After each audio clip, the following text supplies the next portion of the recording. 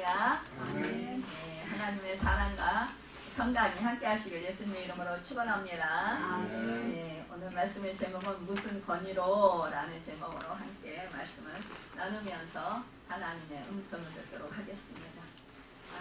여러분 예수님을 진정으로 사랑하십니까? 아멘. 아멘. 그렇습니다. 여러분과 제가 정말로 예수님을 사랑하고 믿는다면 우리는 언제나 우리의 마음속에 예수님과 같은 마음이 되어야 될 줄로 믿습니다. 예수님과 같은 그런 소원을 가지고 있어야 될 줄로 믿습니다. 예수님과 같은 말과 예수님과 같은 우리가 삶을 살 수 있는 그런 우리 모두가 되시길 바랍니다. 여러분 우리가 이렇게 정말로 예수님을 사랑하고 예수님의 생명을 받은 자들로서 예수님 안에서 우리가 살아갈 때 우리는 언제나 뭐요? 예수님과 같은 그러한 성품을 가지고 그러한 마음으로 우리가 살 때 정말로 우리를 통해서 예수 그리스도가 나타나고 하나님께서 영광을 받으시는 줄 믿습니다. 예수님은 말씀하셨어요. 내 살은 생명의 떡이요 내 피는 생명의 음료로다 이렇게 말씀하셨어요. 여러분 누구든지 내 살과 피를 먹고 마셔야 산다 이 말씀을 하셨어요. 그러니까 이 말씀을 들은 바리새인들은 이 사람이 어찌 능히 제사를 우리에게 주어 먹게 할 수가 있겠느냐라고 하면서 정말 그 예수님의 그 말씀을 이해를 못했던 것을 볼 수 있습니다. 또한 예수님의 제자들은 이 말씀은 어렵더라 이렇게 말하였어요. 여러분 예수님께서 의도하시는 떡과 또 예수님께서 의도하시는 그런 산다라는 문제가 무엇이냐, 사람들의 그 생각과 사람들의 그런 그 가치관과 서로 다른 것들이라는 것이에요. 그렇기 때문에 이것은 대화가 제대로 되지 않는다는 거예요. 그러니까 그 예수님께서 내 살은 생명의 떡이다 라고 말씀했단 말이에요. 이것은 예수님께서 십자가에 지셔서 몸짓겨 피 흘려 죽으시고 생명을 우리에게 주셨다라는 거죠, 여러분. 또 피를 흘리셨다라는 것. 여러분 정말 이것이 또한 성령을 뜻하는 것입니다. 그럼에도 불구하고요, 이러한 뜻을 그 바리새인들이나 이 제자들은 이해하지 못했다라는 거예요. 여러분 우리도 이것을 이해하지 못하고 믿는 사람들이 많이 있습니다. 그럼에도 불구하고 우리는 정말 그 성령님께서 우리가 함께 하시면서 이 말씀을 이해하고 깨닫도록 깨달아 알아서 정말 그 말씀이 실제적으로 나에게 지금 이루어진 상황인 것을 우리가 믿게 하시는 그 은혜를 베풀어 주신 분은 바로 성령님이십니다. 여러분 성령님이 우리가 예수님께서 이 생명의 떡이시며 예수님의 피가 생명의 음료인 것을 우리는 깨달아 아는 것, 이것이 바로 우리의 지혜로 된 것이 아니라 오직 살아계셔서 역사하시는 성령님께서 우리로 하여금 이 말씀의 뜻을 깨달아 알 수 있도록 역사를 해주셨고 또한 우리에게 믿음을 주셔서 우리가 이렇게 깨닫고 믿게 되었던 것입니다. 여러분 그래서 우리는 누구나 자랑할 것이 없다라는 거예요. 우리가 내가 지혜롭다 자랑할 것이 아닙니다. 우리는 언제나 이런 상황 가운데서 정말 주님의 은혜가 크도다 이렇게 우리가 정말 고백할 수 있어야 합니다. 또한 성령님의 이 크신 은혜가 정말로 너무 놀랍다, 감사하다. 우리는 이렇게 표현을 해야 될 것입니다. 여러분 이 수가성에서 예수님께서 사마리아 여인을 전도하고 난 후에 양식을 구하러 갔던 그런 제자들이 돌아와서 예수님께 잡수시기를 권했어요. 그랬더니 예수님의 대답이 뭐라고 했냐, 나는 이미 먹을 양식이 있다라고 말씀하셨습니다.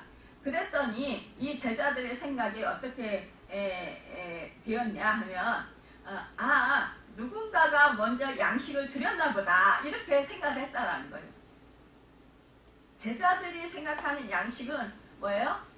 철저히 육신적이었다라는 것입니다. 예수님의 그러나 생각하시는 양식은 하나님의 뜻을 이루는 것 그 자체였다라는 것입니다. 여러분 우리가 이렇게 믿음 생활해도 하나님의 말씀에 그 계시의 말씀을 우리가 진정으로 잘 깨달아 아는 자가 있는가 하면 같은 믿음의 사람들이라 할지라도 같은 말씀을 들어도 하나님의 말씀을 전혀 깨닫지 못하고 그저 육적으로 세상적으로 이렇게 자기의 그런 가치관으로 해석하고 받아들이는 경우가 너무 많이 있다라는 거예요. 그래서 오해할 소지가 너무 많이 있다라는 거예요. 그리고 뭐예요? 예수님과 우리의 마음이 그 일맥상통하지 못하는 그런 경우가 되게 된다라는 것입니다. 여러분 그러니까 뭐예요? 우리가 정말 같은 믿음 생활하고 같은 이렇게 공동체 안에 있더라도 여러분 이렇게 생각의 차이가 믿음의 차이만큼 사사건건 나게 된다라는 것입니다. 여러분 그렇기 때문에 언제나 내 기준으로 그 말씀을 생각해서는 안 된다라는 거예요. 여러분 이해해서는 안 된다라는 것입니다. 우리는요 언제나 그래서 뭐예요? 그 성령님께 기도할 수 있어야 됩니다. 주님 이 말씀은 정말 이해가 잘 안 되는데 이해를 시켜 주십시오. 깨달아 알게 해 주십시오. 이건 무슨 뜻입니까? 이렇게 여쭤볼 수 있어야 될 것입니다.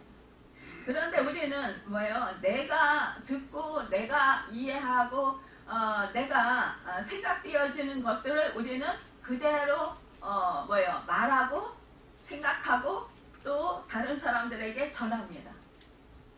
그러면서 우리가요 잘못 전하는 경우도 많이 있다는 거예요. 왜? 내가 육신적으로 해석했다면 뭐예요? 주님의 뜻과는 상관이 없는 것입니다. 그러나 우리가 여러분 주님의 마음, 주님의 뜻을 깨달아 알고 주님의 의도를 알고 그 말씀을 올바로 우리가 주님 마음에 원하시는 그 뜻대로 우리가 말을 하고 전한다면 여러분 그러면 그곳에서는 주님의 놀라우신 생명이 살아나겠죠. 생명의 역사. 여러분 또한 하나님께서 그 기뻐하시는 정말로 그 주님의 나라가 임하는 그런 역사가 일어나겠죠. 여러분 우리는 그래서 언제나 정말 이 문자 그대로 우리가 해석하기보다는 언제나 정말로 주님의 마음이 어디 있는가, 주님의 뜻, 주님의 의도가 무엇을 말씀하시는가. 여러분 우리는 이것을 늘 생각하면서 우리는 성경 말씀을 보고 들어야 될 줄로 믿습니다. 오늘 본문에서는 예수님의 권위의 출처를 묻기 위해서 이 대제사장들과 서기관들과 장로들이 이렇게 나섰어요. 이제 예수님께서 성전에서 백성을 가르치시고 복음을 전하실 때에 이렇게 종교 지도자들이 가까이 와서 말을 합니다. 당신이 무슨 권위로 이런 일을 하는지 이 권위를 주니가 누구인지 우리에게 말하라. 이렇게 말하는 거예요. 여러분 예수님 자신이 신적인 권위로 그러한 일을 했다면 신성모독으로 예수님을 사형에 처하라는 질문이었어요. 또 예수님은 이를 아시고 오히려 그들에게 반문하십니다. 요한의 세례 출처가 무엇인지 이렇게 묻습니다. 여러분 예수님의 역질문에 그들은 당황해요. 그들이 가진 논리적인 모순을 예수님은 요한이 베푼 세례의 기원에 관한 질문으로 드러내신 것이에요. 그리스도께서 오실 길을 준비한 세례 요한을 인정하지 않는 그들은 예수님의 권위도 인정하지 않았어요. 그러니까 처음부터 이들은 예수님에 대해서 알고자 하지 않았다는 거예요. 그리고 믿으려는 자들도 아니었습니다. 예수님은요 신적인 권위를 가지고 우리를 구원하시고자 이 땅에 오셨습니다. 이 사실을 우리는 믿습니다. 그러나 여러분 이 종교 지도자들은 지금 믿지 않는다라는 거예요. 자기들이 정말 구약에서 그 선지자들을 통해서 수없이 말씀으로 선포하셨는데 메시아를 기다려왔지만 그러나 정작 메시아이신 예수 그리스도께서 오셨음에도 불구하고 이들은 뭐예요? 예수님을 정말로 메시아로 인정하지 않았다는 거예요. 여러분 우리도요 정말로 이 땅에 사는 모든 사람들 중에 정말 우리도 선택을 받아서 이렇게 그 성령을 하나님께서 보내주셔서 우리가 예수 믿게 되었다라는 그 사실이 너무 감사한 것이지 정말 우리가 지혜로워서 예수를 믿게 됐다는 것은 아니라는 것입니다. 여러분 그런데 우리가 정말 이렇게 예수님을 믿지 않는 이들 그러한 사람들을 보면서 참으로 안타까움을 많이 느낍니다. 유대 종교 지도자들과 같이 예수님을 제대로 믿지 아니려는 우리 믿음의 사람들 중에서도 있다라는 것이에요. 이것이 너무 안타까워요. 예수님의 권위를 인정하고 그분이 하나님 되심을 믿고 나아간다면 믿음은 흔들릴 수가 없을 것입니다. 예수님의 권위 위에 나의 믿음이 굳건하게 세워질 수 있도록 우리는 기도하시길 바랍니다. 그리고 예수님이 누구신지 어떤 분이신지를 제대로 전할 수 있는 복음 전도자로 살아갈 수 있게 여러분 기도하시길 바랍니다. 여러분 참으로 우리가 이렇게 그 믿음의 공동체 안에 속해 있으면서도 불구하고 정말로 예수님의 권위를 온전히 인정하지 않는 그런 우리 믿음의 사람들이 있는데 여러분 이렇다면 내 자신이 정말 예수님의 권위를 온전히 인정하고 있나 우리는 내 자신을 여러분 돌아볼 수 있어야 될 것입니다. 당시 유대 지도자들은 자기의 그 집단에 소속된 자들의 권위만 정통성이 있는 것으로 인정하고 있었어요. 당시 유대 사회는 로마 제국의 통치 아래 있었기 때문에 스스로 정부를 구성할 수 없었어요. 그래서 어떤 일이 있을 때마다 그들은 로마 총독에게 가서 재판을 받아야 했습니다. 그런데 이 유대인들이 자꾸만 자기들의 종교 문제를 가지고 와서 재판을 달라고 하니까 이 로마에서는 공회라는 것을 만들어 주었어요. 이것이 바로 사내들인입니다. 말하자면 요즘에 그런 국회와 비슷한 그런 역할을 하는 공회였어요. 이 공회는 70명으로 구성되어 있습니다. 그리고 그 해의 대제사장이 의장을 맡았어요. 그런데 거기에는 유대 종교에 대한 것만 다루지 뭐 사형시키거나 때리는 권한이 없었어요. 나중에 이제 예수님이 유대 종교 지도자들에게 체포되어서 불법적인 그런 재판을 받으시잖아요. 그렇죠? 그 전해에 그 대제사장인 안나스의 집에 끌려갔다가 또 대제사장 가야바의 집에 끌려갔어요. 이렇게 불법적으로 또 밤중에 모인 그 모임이 바로 공회였다고 하는 거예요.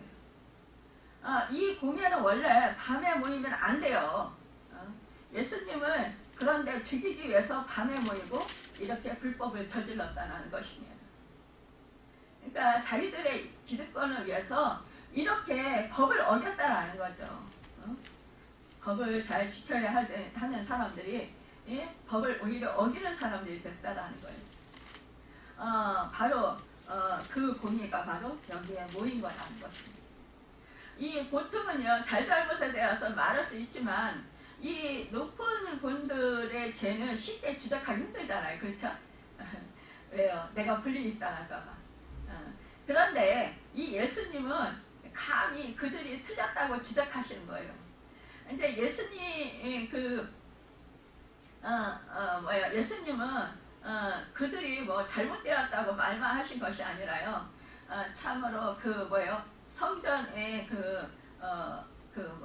막 상을 뒤엎으시고 비둘기 파는 그런 장사들 막 그냥 내쫓으시고 막 그랬잖아요. 재물들을 팔고 또 동전을 바꾸고 이러한 사람들을 막 상을 뒤엎으시면서 장사하는 사람들 막 내쫓으시고 막 그냥 이 집은 만민이 기도하는 집인데 너희들이 강도의 소굴을 만들었다 막 이러시면서 막 분노하시면서 막 그 장사하는 사람들 다 내보내셨잖아요. 여러분 이러니까 이것이 바로요 이 종교 지도자들 이 단체 이 공의를 정말로 도전하는 그러한 행위였다라는 거죠. 그렇죠? 그들의 그 죄를 지적했다라는 거예요. 그렇죠? 왜냐 이들이 뭐예요? 이 장사하는 사람들과 서로 결탁해가지고 그래가지고 수익을 얻어서 자기들이 착복했다라는 거예요, 여러분. 그러니까요, 이 이방인들이란 말이에요. 이 장사하는 곳이요, 여러분. 그러면 이방인들이 와서 예배드리는 곳이에요. 그런데 이곳이 장사하는 곳으로 바뀌었으니 여러분 시장통과 같은 곳이 됐다라는 거룩한 장소가. 그러니까 예수님이 분노하실 수밖에 없는 거예요. 여러분 그런데 이 종교 지도자들은 어때요? 자기들의 그 이익이 지금 사라지는 상황이란 말이에요. 지금. 그러니까 자기들의 그 기득권에 지금 도전한 권위를 지금 무시한 그런 처사였다라는 거죠. 그러니까 얼마나 이 예수님에 대해서 그 분노를 하겠어요, 그렇죠? 그리고 이 예수님을 얼마나 미워했겠어요. 그러니까 이 예수를 죽여야 우리가 살겠구나. 우리가 하고 싶은 대로 할 수 있구나. 이거를 알게 되는 거잖아요. 자연스럽게. 여러분 이렇게 생각을 하니까 뭐요? 정말 예수님을 호시탐탐 어떻게 하면 트집을 잡아서 죽일까? 어떻게 하면 정말 곤란에 빠뜨려서 이 예수님의 명예를 신추시키고 또 예수님을 정말 사람들 앞에서 정말 뭐라 그럴까요? 사람들 앞에서 아주 곤란한 그런 상황으로 만들까? 이러한 생각을 많이 했다라는 거죠. 여러분 이것은 누가 권위를 주었습니까? 이 종교 지도자들에게는 자기들이 사실상 권위를 가지게 됐다라는 거예요. 여러분 그런데 이 사내들인 공의의 허락을 받아야 권위를 받을 수 있었어요. 그런데 우리가 안 줬는데 무슨 권위로 네가 이렇게 행하느냐라는 걸 물으는 거예요. 예수님이 인간적 권위를 그렇게 한다고 대답을 하면 그것을 가지고 트집을 잡아서 예수님이 성전을 청결케 한 행동을 불법이라는 것을 지적해서 잡아가려고 하는 거예요. 또한 만약 하나님이 주신 권위로 한다면 대답하면 자신을 하나님과 동일시한다고 또 신성 모독을 한다고 죄를 적용해서 죽일 수 있다고 생각했던 것이에요. 그러니까요. 예수님은 그들의 위선적인 생각을 너무나 잘하셨어요. 그래서 직접 대답하시기보다는 그들과 똑같은 방법으로 뒤무르십니다. 뭐라고 하시냐? 대답하여 이르시되 나도 한 말을 너희에게 물으니 내게 말하라. 요한의 세례가 하늘로부터냐 사람으로부터냐 이렇게 묻는 거예요. 여러분 참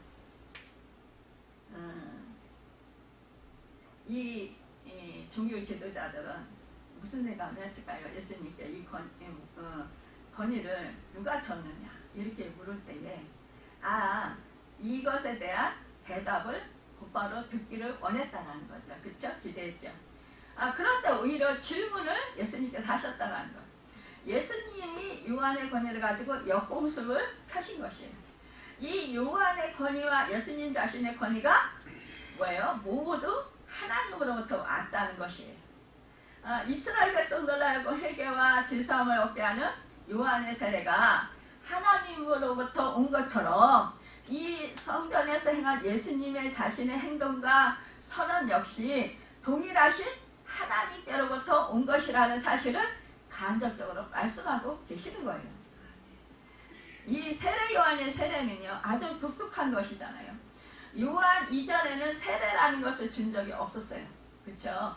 단지 결례라고 해서 이 이스라엘 백성 중에 죄를 지어서 진 밖으로 떠난 사람들이 죄의 용서를 받고 다시 이스라엘 백성 사이 속으로 다시 들어오게 될 때 우슬초라는 불에 물을 찍어서 뿌리는 의식이 있었어요. 그러나 이제 세례 요한은 이것을 모든 이스라엘 백성에게 적용시켰어요. 그것도 겨우 풀에 이제 물을 찍어 뿌리는 것이 아니라 사람을 뭐예요? 아예 물속에 그냥 푹 들어가게 했다는 거죠. 그렇죠? 그래서 나오게 하는 머리까지 완전히 그 물에 잠기게 하는 그런 세례를 했던 것이에요. 이제 그래서 이제 침례교에서는 반드시 침례를 해야 한다고 합니다, 여러분.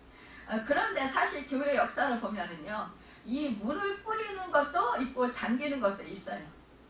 특히 이제 이 이스라엘에서 건기에 요단강이 말라요, 그렇죠? 비가 안 오면. 그래서 거의 이제 물이 없는데 어떻게 물속에 들어가겠어요, 그렇죠? 그러니까 그것은 큰 상관이 없다라는 거예요, 여러분. 그래서 그때 건기에는 물을 머리에 뿌렸다라는 것입니다. 여러분, 그래서 우리가 꼭 물세례를 받아야 된다고 해서 여러분 우리가 침수 세례를 꼭 받아야 된다, 침례 세례를 꼭 받아야 된다 이런 건 아니라는 거예요, 여러분. 그래서 정말 어떤 분들은 이 물세례 우리가 머리에 이렇게 뿌려주는 그 세례 그것을 받고 부족하다 이렇게 해가지고 또 뭐 침례 세례를 또 받는 분들이 있더라고요. 굳이 그럴 필요까지는 없다라는 것입니다. 여러분, 그런데 이 세의 요한은 자신이 물로 세례를 주는 이유가 이렇게 잠시 후에 이제 성령 세례를 준비하는 것이라고 했다라는 거예요, 여러분. 그러니까요, 그의 세례는 죄사함을 얻게 하는 회개의 세례입니다. 그래서 진심으로 회개하고 세례를 받을 때 죄 용서의 체험을 받게 해주는 세례라는 것이에요. 이 세례라는 형식으로 받았다고 자동으로 죄사함을 받는 것은 아니에요. 그렇죠? 세례 요한의 가장 중요한 특징은 뭐냐? 모든 이스라엘 백성이 하나님 앞에서 다 죄인이라고 선포한 것이에요, 여러분. 우리 인간은 모두 다 죄인이라고 했습니다. 그렇죠? 죄를 범했습니다. 여러분, 우리가 의롭다함을 받을 자격이 없습니다. 결국 그러니까 유대인들이 다 세례를 받아야 된다라는 것이에요. 그런데 마음으로는 회개하지 않고 세례만 받겠다고 한 사람들에게 이 요한은 독사의 자식들이라고 독서를 퍼붓기도 했어요. 그쵸? 이 메시지가 유대인들 사이에 엄청난 반향을 불어일으켰고, 이제 종교 지도자들은 일부에는 요한의 세례를 거부했던 것입니다. 자기는 죄인이 아니라는 거예요. 대부분요, 정말 우리가 그 인격적인 하나님을 깊이 만나고 나면 내가 죄인이구나 이거를 깊이 깨달아옵니다. 그러나 인격적인 하나님을 깊이 만나기 전에는요, 특히 이제 착하게 살았다, 선한 행실을 많이 했다, 이런 분들은요, 나는 죄가 없습니다라고 생각을 해요. 여러분, 나는 죄인이 아니다 이렇게 생각한다는 거예요. 그러니까 나는 죄를 안 지었어. 근데 여러분, 우리는요, 아담의 후손으로서 우리는 원죄가 있습니다. 인간이라면 누구나 다 원죄가 있어요. 또한 우리가 살아오면서 마음으로 생각으로 하다못해 우리가 누구를 미워한 적이 없나요? 여러분, 정말로 우리가 내가 죄인이 아니야, 나는 죄를 안 지었어 이렇게 생각할 수 있지만, 그러나 여러분 진짜 우리가 내 자신을 온전히 돌아다 보면은요, 여러분 우리가 죄인 생각을 얼마나 많이 합니까? 꼭 남의 것을 도둑질하고 남에게 해코지하고 남에게 또 고통을 주고 이래서 정말 그래서만이 죄인이 아니라는 거예요. 내가 마음속으로 누구를 미워하고 누구를 정죄하고 여러분 누구를 판단하고 누구에게 정말 원망하고 이런 모든 것들이 다 죄입니다. 그렇기 때문에 우리는요, 다 죄인이라는 거예요. 그런데 이 이스라엘 유대인들은 어떻게 했냐? 저런 세례를 왜 받느냐라는 거예요. 나는 죄를 안 지었다. 나는 율법을 다 지켰어. 그렇기 때문에 나는 죄인이 아니야. 나는 의로와. 이렇게 생각했다라는 거예요. 나는 뭐 이 바리새인들 그랬잖아요. 우리는 뭐 금식을 하고 뭐 그러잖아요. 우리는 정말 11조도 잘했고, 모든 것을 뭐 율법을 잘 다 지켰고, 그러니까 나는 떳떳하다. 여러분 그런데요, 정말 그 속에 악한 생각들이 있는 그 교만함, 그런 것을 우리 주님은 아셨다는 거예요. 그러니까 그것을 지적하신 거예요. 여러분 우리가요, 특히 믿음 생활 잘하는 사람들이라고 하는 사람들이 오히려 또 마음이 너무 교만할 수 있어요. 너무나도 안타깝게요. 나는 그래도 믿음 생활 잘했는데 저 사람은 왜 저럴까? 왜 저렇게 믿음 생활 못할까? 왜 저렇게 그 기도를 못할까? 안 할까? 왜 저렇게 그 말씀을 순종하지 않고 살까? 여러분 우리가 이것을요 판단하고 비난할 수 있다는 거예요. 비판할 수 있다는 거예요. 근데 여러분 이 뭐예요? 우리 주님은 비판하지 말라고 그랬어요. 정죄하지 말라고 그랬어요. 정죄하면 네가 정죄함을 받을 것이고, 네가 비판하면 비판함을 네가 받을 것이다 라고 말씀했어요. 여러분 그러니까 우리는요 주님의 말씀을 두려워해야 되는 거예요. 그런데 내가 어려서부터 신앙생활을 잘했다고 해서 여러분 저 사람이 뭐 졸고 있다고 해서 그 사람 왜 좋으냐 이렇게 말할 거 아니라는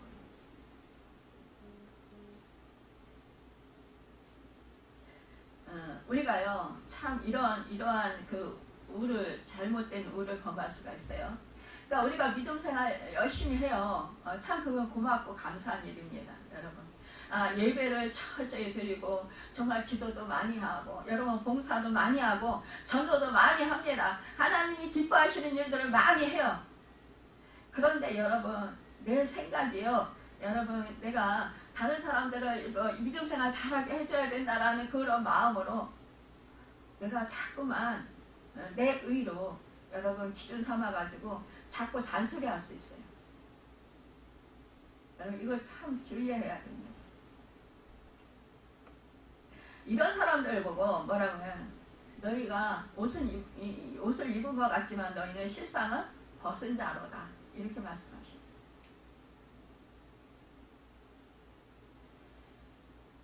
의의 옷을 입은 것 같은데 사실상 그렇지 않다라는 거예요.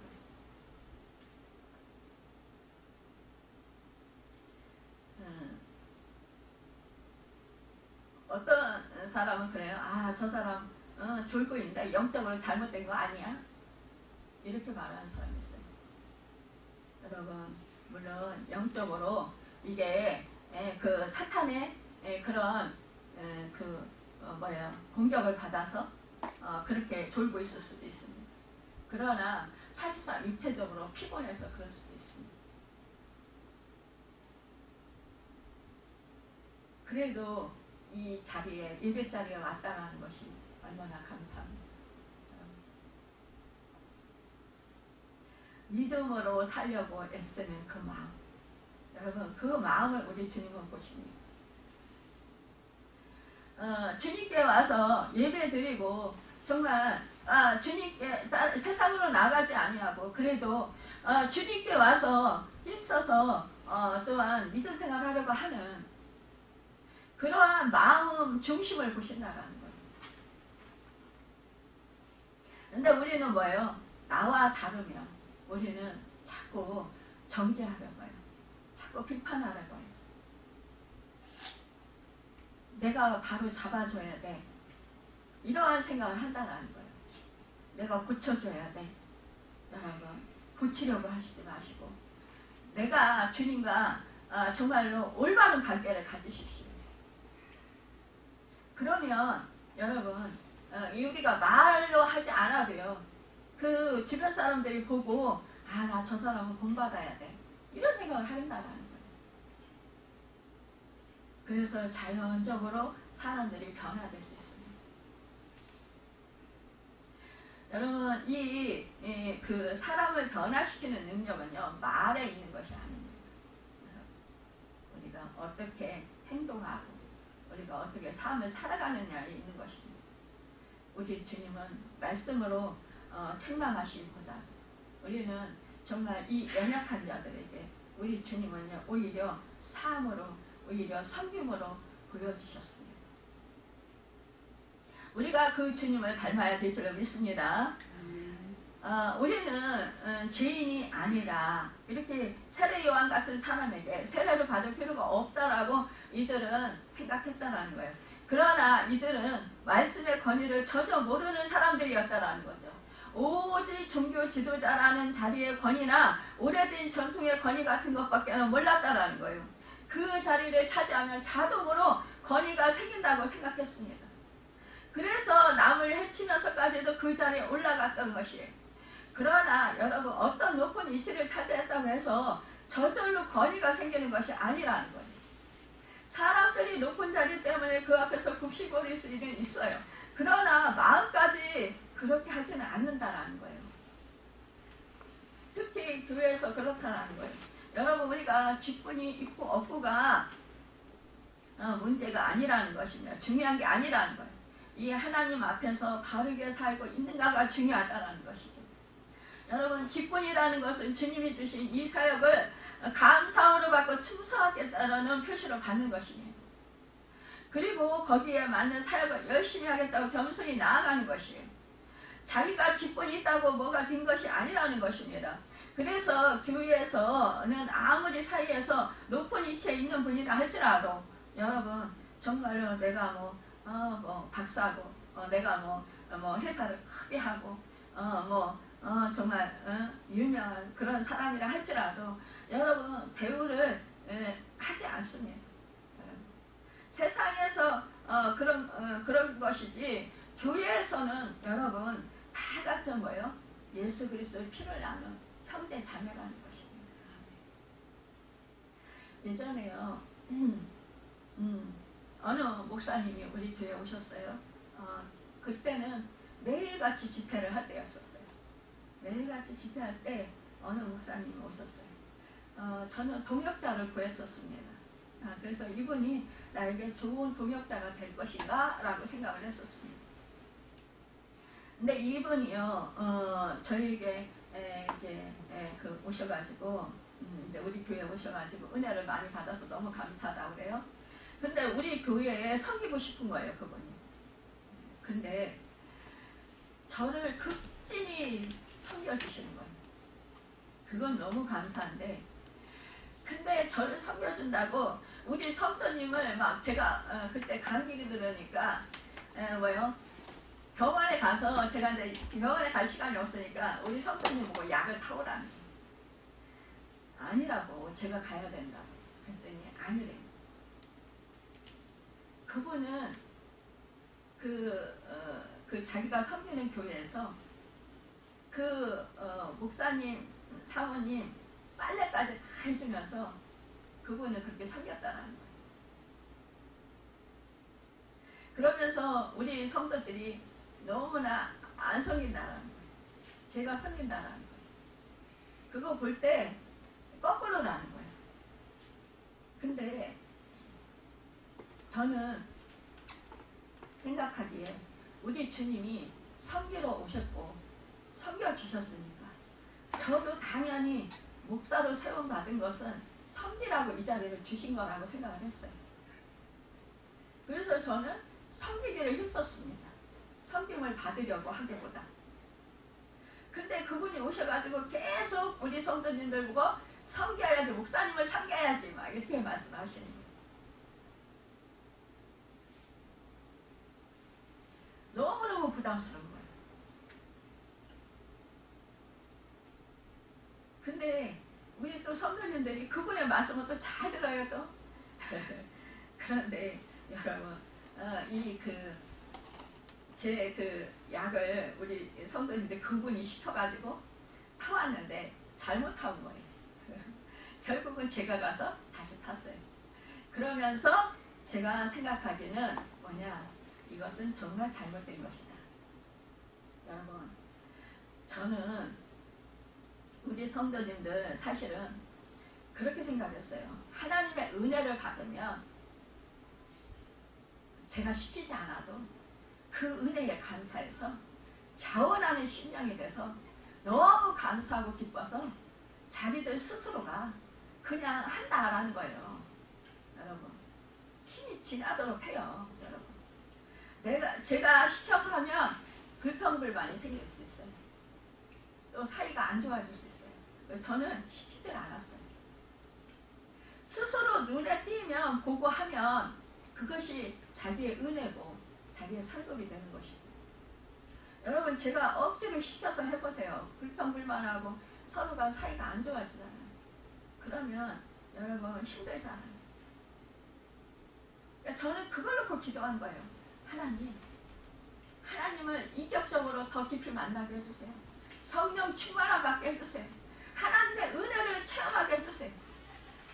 여러분 하나님의 은혜를 체험하면, 여러분 제가 해보니까 그렇더라고요. 하나님의 은혜를 체험하고 나니까요, 그냥 자동으로 그냥 너무 그 은혜가 감사하니까 아무리 힘들어도 정말 예배 막 사모하는 마음이 되는 거예요. 그러니까 열심히 그냥 교회 가는 거예요. 오직 진짜 사람은 온데간데 없고 부숙한 주님만 보이시는 거예요. 부숙한 주님만 보이시니까 어떻게 해요? 주님을 위해서 하는 거예요. 주님을 위해서, 사람을 보기 위해서 하는 것이 아니라.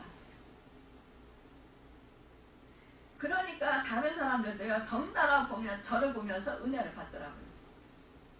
제가 그 사람들을 보고 얘기한 것도 아니에요.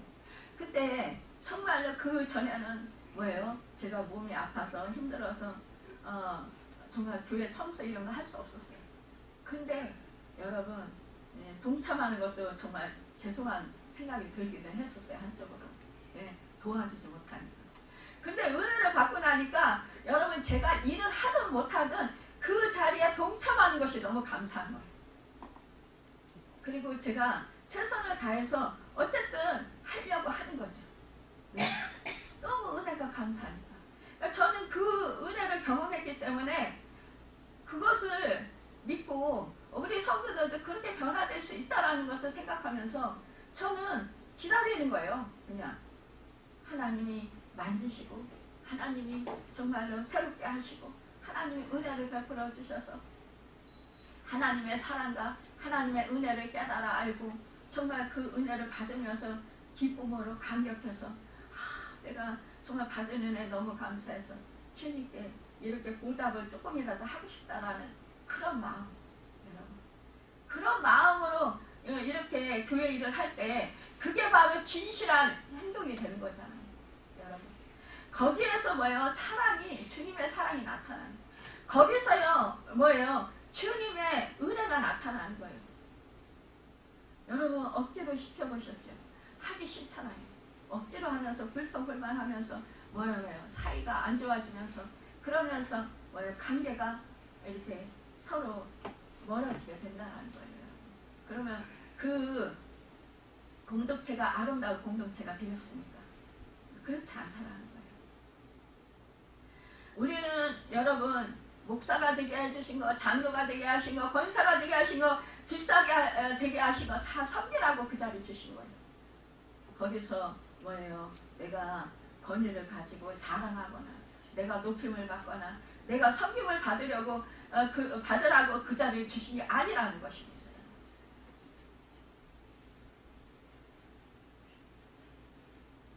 그런데 이 종교 지도자들은 지금 뭐예요? 높임을 받았다는 거예요. 지금 우리 교회가 정말 이렇게 세상에서 선한 영향력을 끼치지 못하는 것이 무엇입니까? 지금 이렇게 정말로 이 대제사장들과 서기관들이, 장로들과 이 사람들이 일과 같은 이러한 권위를 뭐예요? 자기들을 위하여서 사용하기 때문에 여러분 지금 교회가 이렇게 욕을 얻어먹고 이렇게 전도가 되지 않는 경우가 됐다는 거예요. 오히려 전도의 길을 막았다라는 거예요. 예전에는 우리 기독교가 얼마나 사람들이 사모했습니까? 얼마나 교회 나오고 싶어 했습니까? 예전에 저만 해도요, 교회 하면 굉장히 좋게 생각했어요. 야, 정말 교회 다니는 사람 다 천사 같은 거예요. 너무너무 정말 훨씬 모사들을 잘하고 정말 사람으로 섬기는 거예요. 섬기는 사람들 이렇게 생각한 거예요. 그런데 교회 와서 대부분 많은 사람들이 상처를 받아요. 왜 상처를 받을까요? 여러분, 우리 교회 기존에 먼저 정말 이렇게 섬김을 하나님의 은혜로 받았던 이 사람들이요, 제대로 섬기지 않기 때문에 그렇다는 거예요. 왜요? 권위를 내세우고 받기를 즐겨하기 때문에 그렇다는 거예요. 그런데 하나님이요, 자꾸 그분이 그러시니까 여러분, 하나님이 그분을 나오지 못하게 만드시더라고요. 근데 저는 그것이 오히려 감사했어요.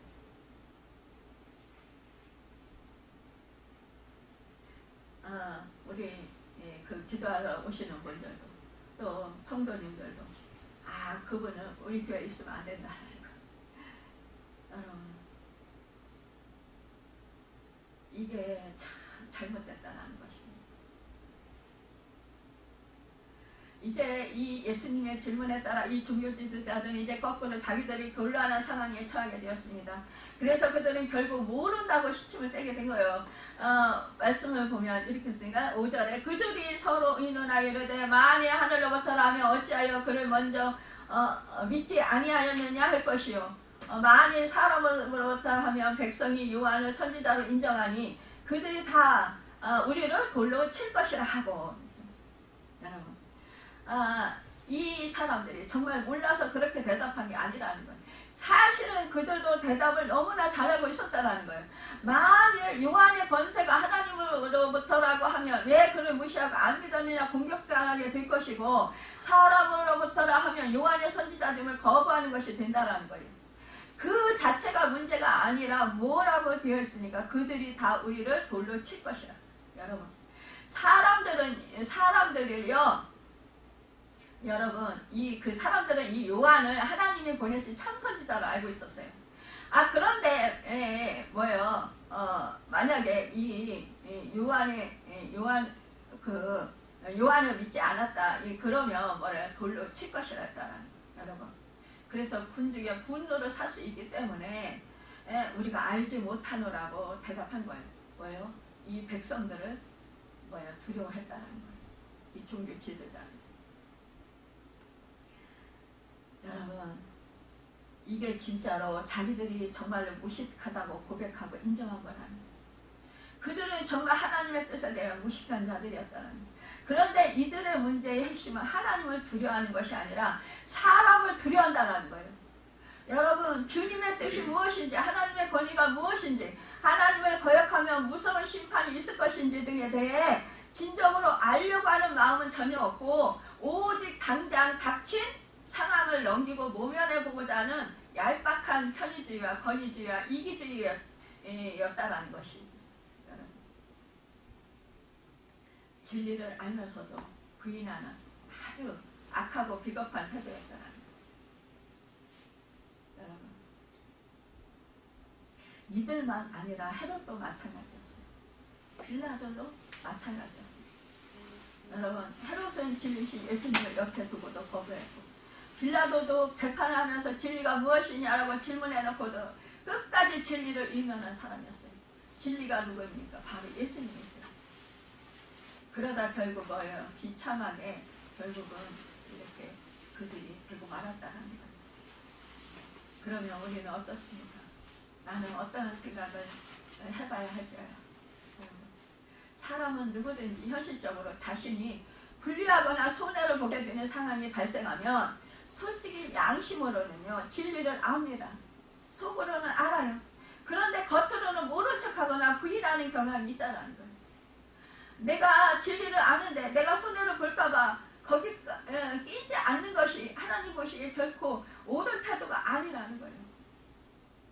괜히 뛰어들었다가 손해보지 않겠다고 하면서 아예 들어가지도 않고 거리를 두는 태도는 악한 태도라고 성경에서 분명히 말씀하고 있습니다. 여러분, 옳은 일이 아닌 줄 알면서도 하는 것은 말할 것도 없다는 거예요. 여러분, 틀렸지만 자기가 원한다고 하는 것은 당연히 악한 일이다. 그런데 그 모든 것의 핵심이 무엇입니까? 이것은 사람을 두려워하는 것이에요. 왜 그렇게 거리를 두려워하십니까? 왜 악한 일인데도 할까요? 사람을 두려워하기 때문입니다. 하나님을 두려워하지 않고 사람을 두려워하기 때문이라는 거예요. 여러분과 저는 누구를 두려워합니까? 정말 우리가 늘 질문해야 할 것입니다. 성경에서 예수님이 분명히 말씀하셨습니다. 우리 몸을 해할 수 있는 사람을 두려워하지 말고 뭔가 영혼을 지옥에 넣을 수 있는 그런 하나님을 두려워하라고 말씀하셨습니다. 그러한 상황이 올 때 하나님을 생각하고 여러분 타협하지 말라는 것이에요. 현실에 안주하지 말고 가감히 진실을 진실이라고 말할 수 있는 용기가 필요하다는 것입니다. 결국 하나님을 두려워하느냐 사람을 두려워하느냐 여기에 달려있다는 거예요. 내가 어떤 결정을 내릴 때 여러분 자신을 돌아보십시오. 사람을 두려워하고 있는가 아니면 하나님을 두려워하고 있는가. 여러분 사람의 눈을 의식해서 결정을 내리는가 아니면 하나님을 의식해서 결정을 내리는가. 여러분 말씀을 생각하고 내가 결정을 내리는가 이것을 생각해 보시기 바랍니다. 이 종교 지도자들이 예수님을 반대하게 된 요인은 진리를 지키겠다든지 비진리의 거부에 있었던 것이 결코 아니었다는 거예요. 오직 자기들이 현실적으로 누리고 있는 권세와 부와 명예를 잃지 않고 싶었던 것이라는 것입니다. 그들은 무엇이 옳은가를 몰랐던 것이 아니에요. 그들은 다 알고 있었어요. 요한이 하나님으로부터 권위를 받은 선지자라는 것을 알았습니다. 그러면서도 알면서도 따르지 않았다는 것입니다. 그들은 예수님이 하나님으로부터 온 메시라는 것도 알았습니다.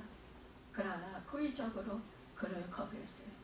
왜냐하면 그들은 이렇게 하는 것이 현실을 지혜롭게 사는 길이라고 생각했던 것입니다.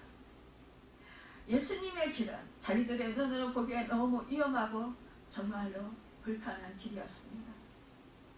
권력과는 너무 거리가 먼 정말로 불편하고 힘든 고통의 길이었다는 거예요. 이제 예수님이 자기들을 위협한다고 느껴지니까 이제는 죽여버리려고 하는 것이라는 거예요. 그 백성들이 주님을 따르니까 이제 자기들의 그 입지가 곤란해질까봐 여러분 예수님을 죽음으로 몰고 가는 것입니다. 요한의 세례가 하늘로서냐 사람에게서나 두 쪽에 하나로 대답하려고 하는 사람은 모두 첫전에서 벗어난 사람들이라는 것입니다. 여러분 예수님은 비유를 통해서 말씀하셨는데 그 핵심은요. 포도원 주인을 배반하는 농부들의 마음이 주인에게 순종할 마음이 전혀 없다라는 것이 더 근본적인 문제라는 것이었습니다. 우리가 읽지는 않았지만요. 이 구절서부터 포도원 농부 비유에 대해서 우리 주님이 말씀하십니다. 나도 무슨 권위로 이러한 일을 하는지 너에게 이르지 아니하리라 이렇게 말씀하시고요. 오히려 이 포도원 농부 비유에 대해서 이렇게 말씀하시는 거예요. 여러분 여기에 보면은요 뭐라고 합니까? 이 농부가 새를 주고 타국에 갔어요. 오래 있다가 이제 때가 되어서 포도원 수출 얼마를 이제 바치게 했다라는 거예요. 그래서 한 종을 농부에게 보내서 이 농부들이 보내니까 이 농부들이요 이 종을 몹시 때리고 거저 보냈다라는 거예요. 또 다시 종을 보내니 그도 몹시 때리고 농육하고 여러분 그래서 내쫓았다라는 거예요. 다시 세 번째 종을 보내니까 이 종도 사나게 해서 내쫓았다라는 거예요. 포도원 주인이 어찌할까? 이제는 내 사랑하는 아들을 보내리라 그랬어요. 그래서 그 아들을 보냈어요. 그러면 아들 보내면 존대하리라 라고 보냈어요. 그러나 이 농부들이 그를 보고 서로 의논해서 이는 상속자이고 또 그 유산을 상속자이기 때문에 우리가 그 유산을 차지하자 라고 하면서 이 아들을 죽였다는 거예요. 여러분 바로 주님을 말씀하시는 것입니다. 구약의 선지자들을 통해서 여러분 수없이 하나님의 종들을 통해서 말씀해 주셨습니다. 그런데 이 종교 지도자들은요, 뭐예요? 계속 뭐예요? 순종할 마음이 없었다는 거예요. 오히려 뭐예요? 자기들의 기득권을 더 내세우면서 오히려 이렇게 하나님의 종들을 배척하고 무시하고 여러분 그들을 뭐예요? 쫓아냈다는 거예요. 결국 우리 하나님의 아들이신 예수님이 오셨어요. 그럼에도 불구하고 뭐예요? 이제는 예수님을 죽이고자 하는 것입니다. 이 비유를 말씀하시는 거예요. 여러분 이 사람들이요 바로 뭐예요? 정말로 자기들의 마음에 이 기득권, 이 세속적인 이 기득권, 이것을 행사하는 이 권위를 버리지 않는다는 것입니다. 사람이 기득권 싸움하는 데는요 얼마나 무서운지 몰라요. 여러분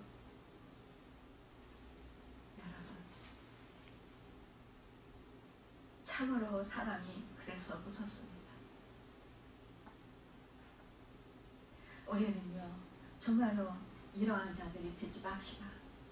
여러분 우리는요 정말로 주님과 같은 그러한 사람들이 됩시다.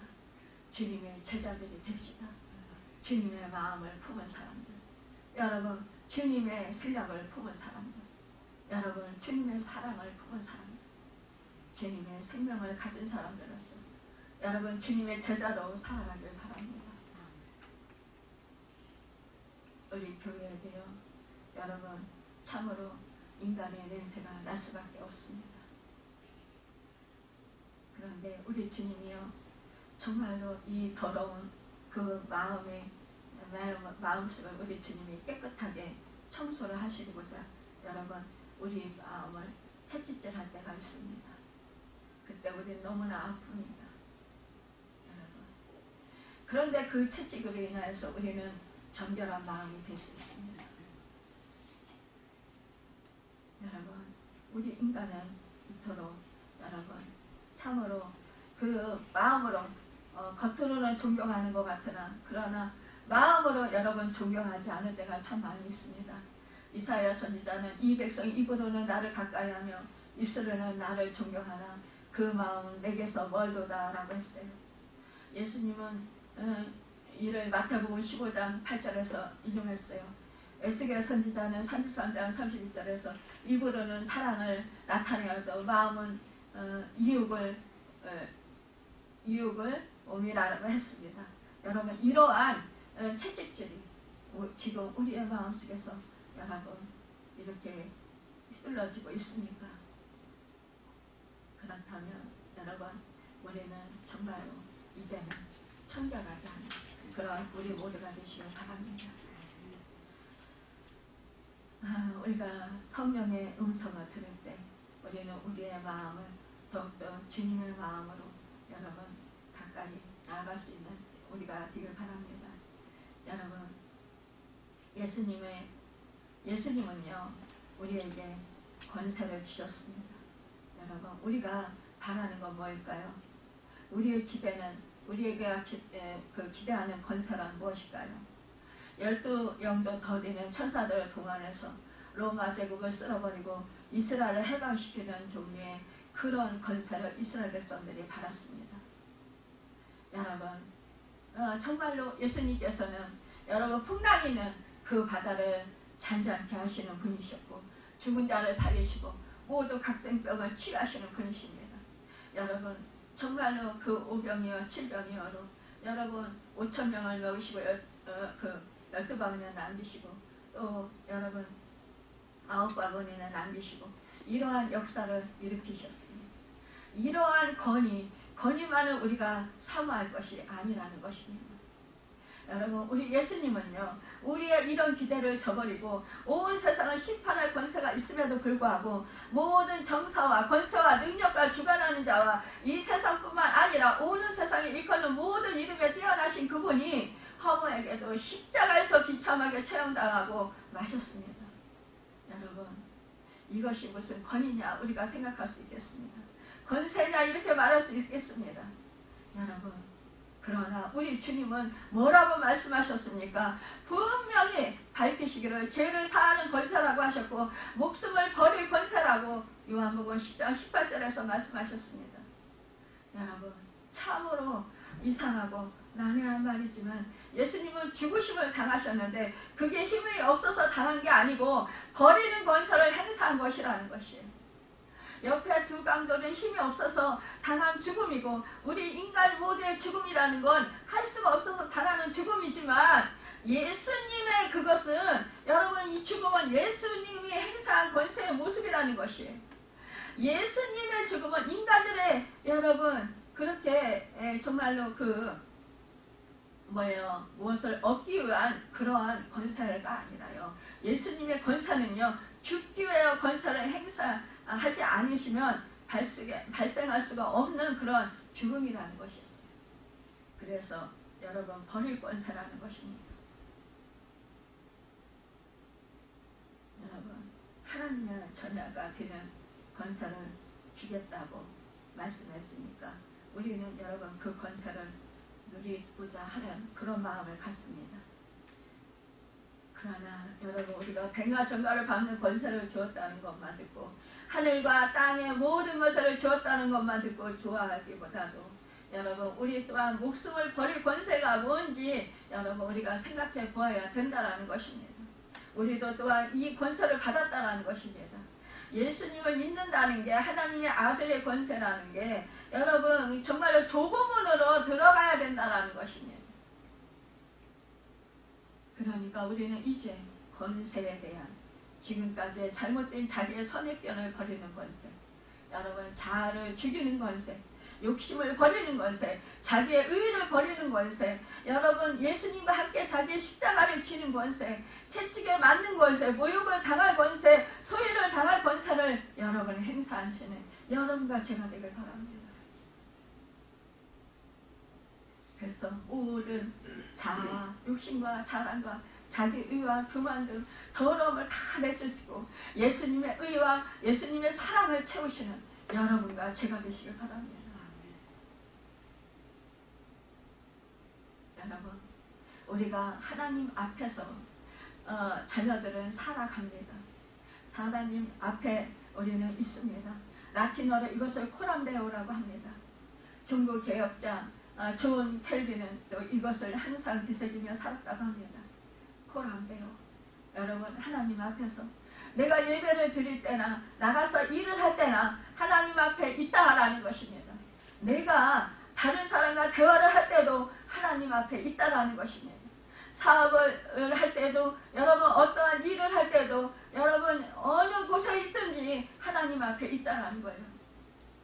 여러분 내가 정말 화장실에 있을 때도 여러분 직장에서 아무도 보고 있지 않아도 적당히 할까 하는 그런 그때도 하나님 앞에 우리는 늘 있다라는 것입니다. 하나님과 늘 우리는 동행합니다. 여러분 그 사실을 늘 잊지 마시기 바랍니다. 바로 그것이 우리가 따라야 할 태도라는 것입니다. 여러분 현실을 지혜롭게 산다고 하면서 법을 지키지 않는다든가 남을 속이다든가 하는 것은 하나님의 자녀다운 태도가 아니라는 것입니다. 언젠가는 다 드러나게 되어 있습니다. 그러면 우리는 여러분 소금으로서 역할을 감당하지 못하고 오히려 부패를 방지하는 역할을 감당하지 못하고 여러분 다른 사람들의 그 믿지 않는 사람들의 발에 밟혀서 여러분 정말로 저주받은 인생이 되고 만다라는 것입니다. 하나님의 영광을 가리는 그러한 불행한 사람들이 된다라는 것입니다. 여러분 우리는 언제나 주님과 동행합니다. 그 사실을 잊지 마시길 바랍니다. 오늘도 우리가 정말 주님 앞에서 우리 주님 안에서 우리가 살고 있습니다. 주님이 주시는 그 권위 여러분 우리가 물론 이 세상에서 정말 세상을 변화시키는 능력의 주인공들이 될 줄로 믿습니다. 여러분 정말로 우리가 진리 안에서 온전히 살아서 하나님의 놀라우신 정말로 그 은혜와 복을 체험하면서 또한 우리가 더욱더 주님의 영광을 드러낼 수 있는 그러한 주님의 제자들로서 존귀하게 살아가는 여러분과 제가 되시길 예수님 이름으로 바라고 축원합니다. 기도하겠습니다. 할렐루야. 참